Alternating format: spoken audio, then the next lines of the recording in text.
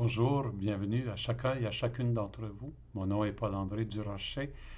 Nous continuons avec la série La messe des confinés et nous entrons dans la célébration de l'Eucharistie après une assez longue introduction en 5 volets, je m'excuse. Mais aujourd'hui, je vais commencer, peut-être qu'il y en a qui seront surpris, non pas là où le missel romain commence, la messe avec l'antienne d'ouverture, mais avec le son de la cloche qui teinte et qui nous appelle. Peut-être vous vivez dans un village où la cloche ne sonne plus ou bien dans un quartier où on n'entend pas le son de la cloche, mais autrefois, la cloche, c'était comme le signal qui disait aux gens, ah, la messe va commencer bientôt, c'est le temps de venir. Aujourd'hui, nous avons tous des montres. Alors, on a moins besoin de cloche, mais à un moment donné, quelque chose nous dit, ah, là, c'est le temps de se lever, de partir. Et quand on fait ça, on se dérange, on laisse de côté quelque chose, on laisse ce que nous faisions, nos préoccupations habituelles. Peut-être j'étais en train de lire un article du journal, ah, je le laisse de côté. Peut-être j'étais en train d'enlever les mauvaises herbes de mon jardin, ah, je laisse ça de côté. On laisse quelque chose de côté pour venir à l'Église. C'est signe du fait que se rendre à l'Église n'est pas un geste anodin.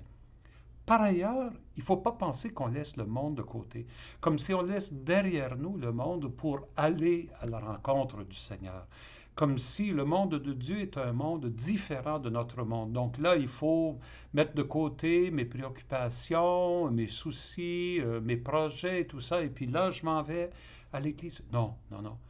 On amène tout ça avec nous.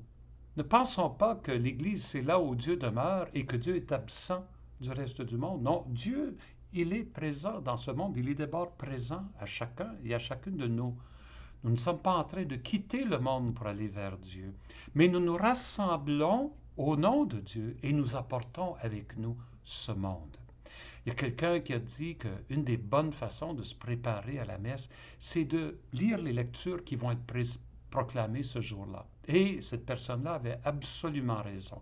Je vous encourage d'ailleurs à le faire avant de vous rendre à la messe. Trouvez les textes. Si vous avez un missel, tant mieux, mais on peut les trouver à l'Internet. C'est vraiment utile de se familiariser avec les textes qui vont être proclamés pour qu'on puisse vraiment les goûter lors de la célébration. Mais il y a quelqu'un qui a dit que pour vraiment prier, il faut tenir la parole de Dieu dans une main et le journal dans l'autre.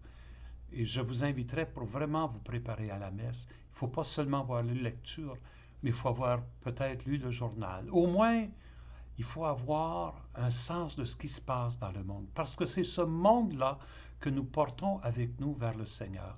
Nous y allons pour la gloire de Dieu et le salut du monde. Si nous oublions le monde en entrant dans l'Église, alors nous ne sommes pas là pour son salut. Portons le monde avec nous. Portons les souffrances, les espérances, portons les joies, portons les peines. Les gens que nous connaissons, portons-les avec nous, mais portons aussi les personnes que nous ne connaissons pas, mais dont nous entendons parler, qui ont besoin de nos prières.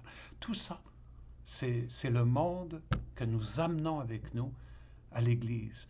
Nos églises, peut-être, il n'y a pas souvent grand monde, mais il devrait y avoir tout un monde lorsque nous nous rassemblons pour célébrer l'Eucharistie. À la prochaine.